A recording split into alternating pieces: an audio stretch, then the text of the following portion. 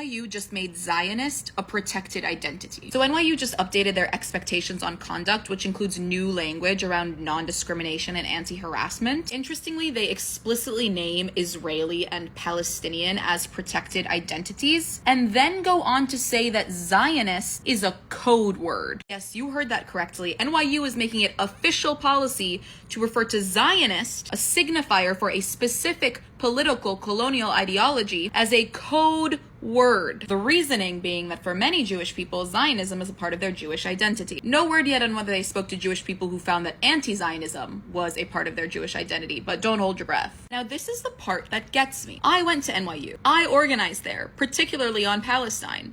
But in every space, every organizing space, we had a set of principles. And that set of principles included no racists.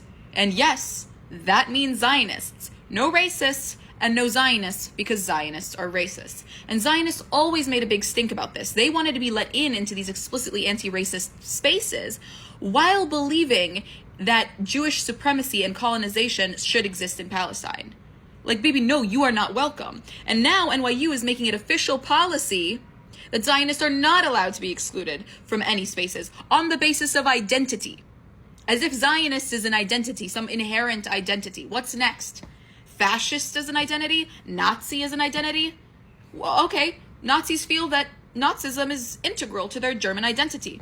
You gonna let them in? This language should alarm you, because it will not be contained to Palestinians and to anti-Zionists. This kind of weaponization and the updating of policy will be used against anyone and everyone, whether you are organizing against mass incarceration or climate justice or LGBTQ rights, trans rights specifically, anything that you can organize against, anything that will have a material impact on the university, they can begin to use this kind of language against you. The rest of this whole update is also a nightmare and riddled with so much outrageous language and also some outright lies, like here, for example, intimidation and violence.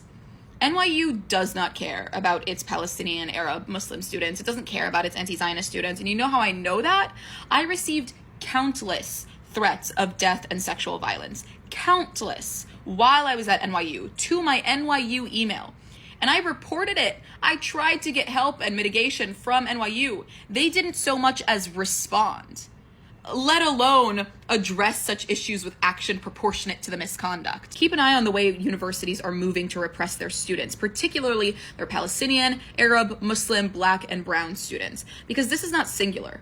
I have no doubt in my mind that heinous racist measures like this are going to begin to be implemented across the country, if not globally.